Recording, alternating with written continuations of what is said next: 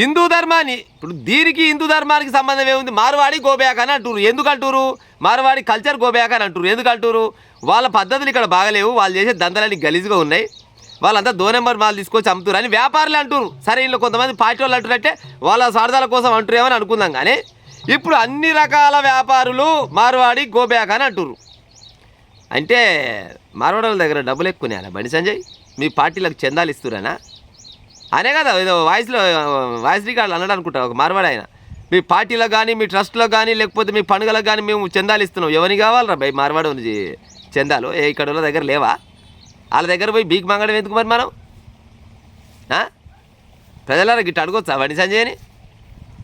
మళ్ళీ పోతే ఇంకేమంటాడు?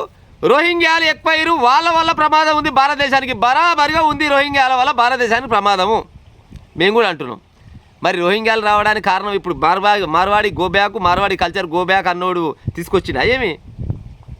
వీళ్ళు తీసుకొచ్చిరా ఇప్పుడు రోహింగ్యాలని? ఎట్టొచ్చిరాలు మరి భారతదేశానికి?